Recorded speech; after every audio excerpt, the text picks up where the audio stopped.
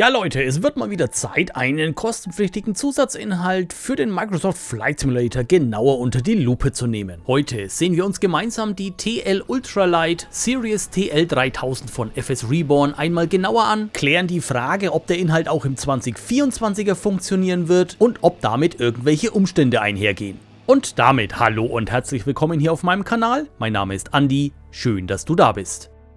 Zuallererst werfen wir einen kurzen Blick auf den Marktplatz. Zum Preis von knapp 25 € ist die TL3000 für Xbox und PC erhältlich. Zum Zeitpunkt der Erstellung des Videos damit einhergehend 87 Bewertungen und daraus resultierend 4,7 von 5 Sterne. Bebilderung und Beschreibung sind bei FS Reborn immer sehr ausführlich und wenn wir einen Blick in den Inhaltsmanager werfen, so stellen wir fest, die TL3000 nimmt insgesamt knapp 604 MB auf unserer Festplatte ein in der Version 1.0.2. Unter den weiteren Infos finden wir hier an dieser Stelle lediglich einen Hinweis auf den Release-Tag der Xbox-Version. Von der Region her sind wir heute in Neuseeland zu Gast, genauer gesagt in der Mount Cook-Region. Die gezeigte Szenerie ist ebenfalls kostenpflichtig. Wer Gefallen daran findet, auch hierzu gibt es ein eigenes Video hier bei mir auf dem Kanal. Das ist zwar schon 2 Jahre alt, vermittelt aber dennoch, denke ich, einen sehr guten Eindruck darüber. Ich verlinke es euch jetzt hier rechts oben und unten in der Videobeschreibung.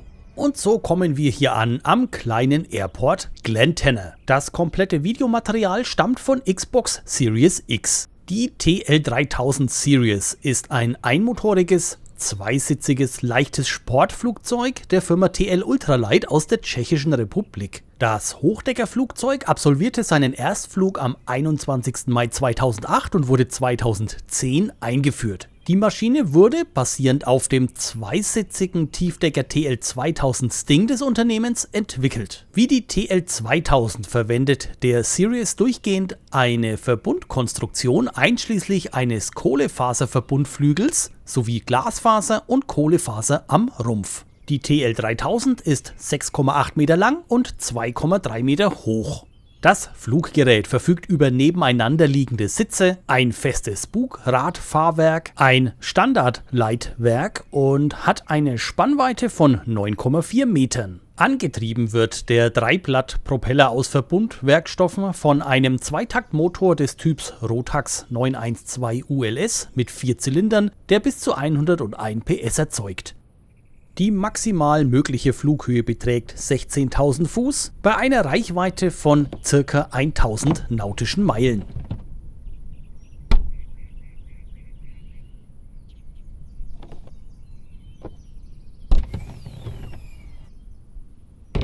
Der Cruise Speed beträgt zwischen 120 und 135 Knoten. Und wie man jetzt gleich hören wird, hat auch das Öffnen der Türen Auswirkungen auf den Sound. Sobald diese geschlossen sind, hört man von außen kaum noch etwas.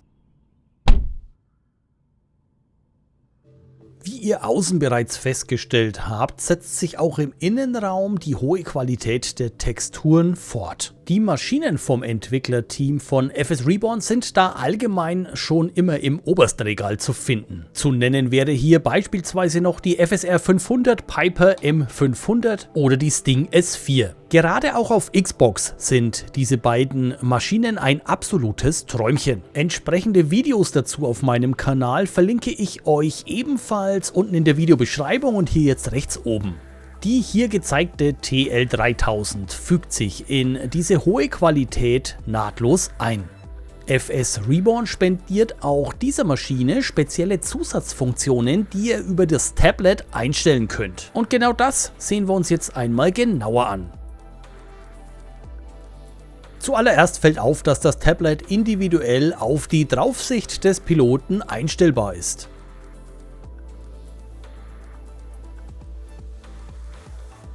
Auf der ersten Seite haben wir dann die sogenannte Statusanzeige, welche uns Aufschluss darüber gibt, in welchem Zustand verschiedene Teilbereiche unseres Fluggerätes sind. Was es damit auf sich hat, dazu kommen wir gleich. Über die erste Seite können wir dann beispielsweise auch noch das Pitot-Cover entfernen oder aber auch die Chocks, die wir benötigen, denn eine herkömmliche Feststellbremse gibt es bauseits nicht.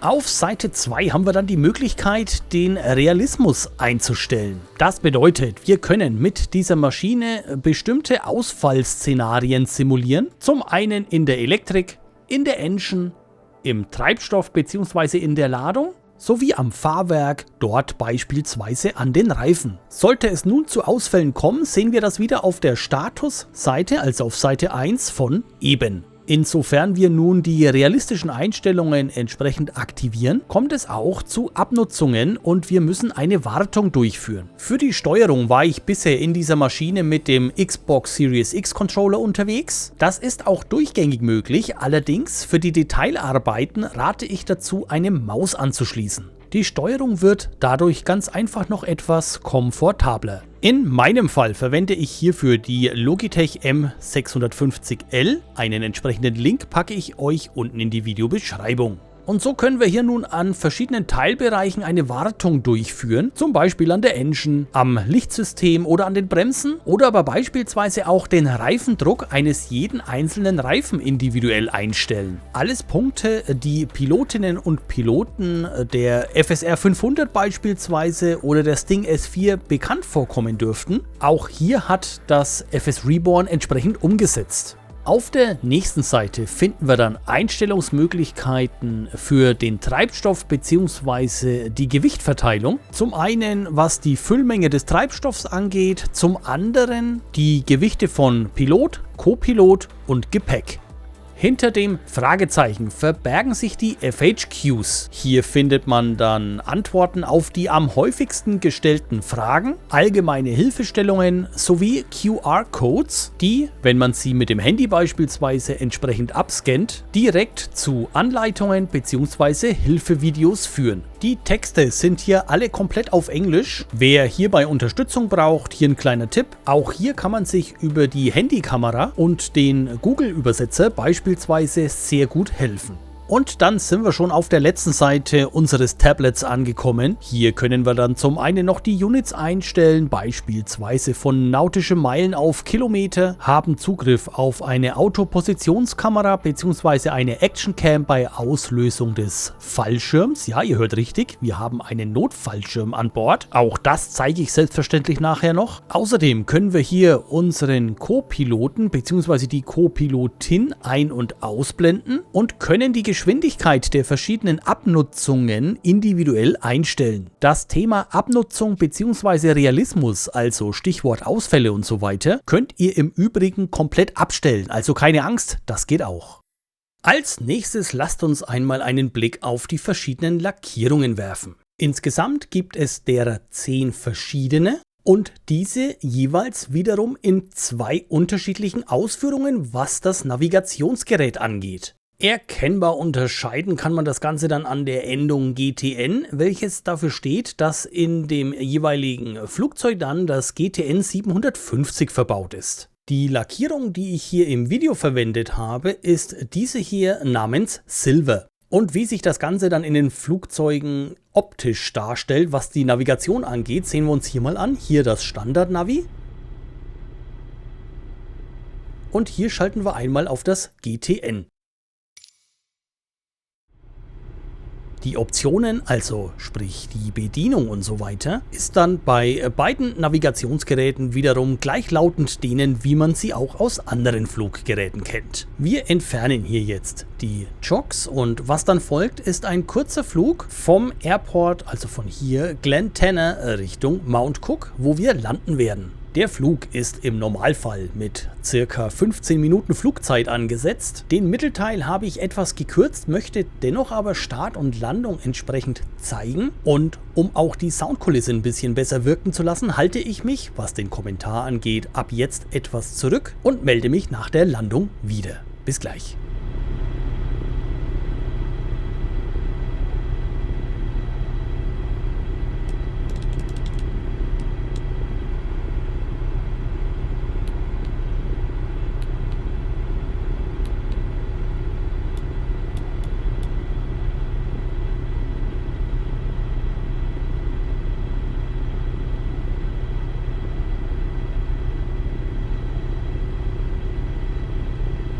Und ach ja, eines möchte ich noch gerade erwähnen. Wir werden im Anschluss selbstverständlich auch noch einmal den Notfallschirm testen und uns ganz genau ansehen, was passiert, wenn wir hier am entsprechenden Hebel ziehen. Aber jetzt heben wir erstmal ab.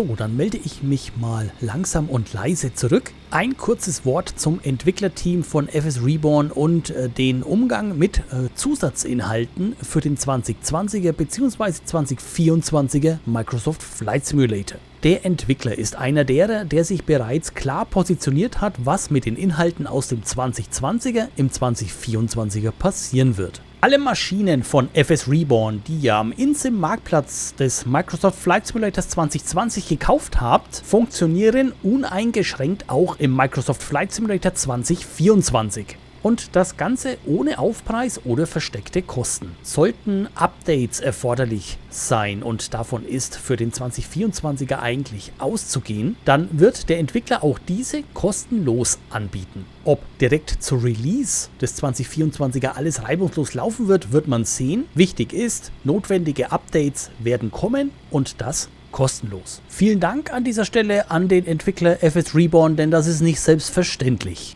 So, und jetzt, wie versprochen, machen wir einen zweiten Anflug hier auf den Airport Mount Cook und werden dieses Mal aber mit dem Notfallschirm landen und am entsprechenden Hebel ziehen.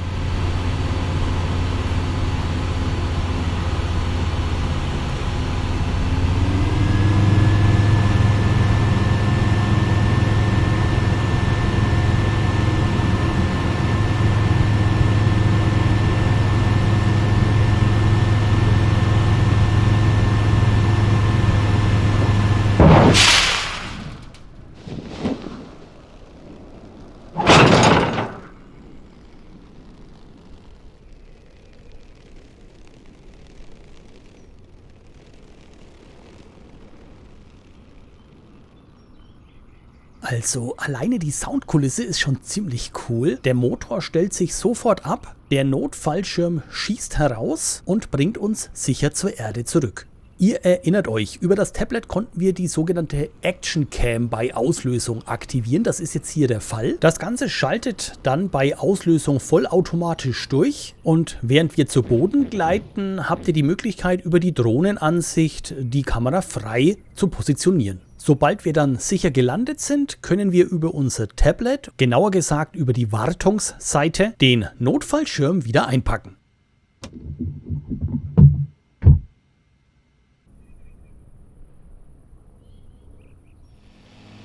Die TL3000 von FS Reborn ist ein weiteres hervorragendes Fluggerät für den Microsoft Flight Simulator. Sollten Fragen offen bleiben oder ihr Ergänzungen haben, nutzt bitte die Kommentarfunktion hier unter dem Video. Däumchen und Abo zur Unterstützung dieses Kanals bitte nicht vergessen. Ich bedanke mich ganz herzlich fürs Zuschauen, wünsche euch eine gute Zeit und bin raus.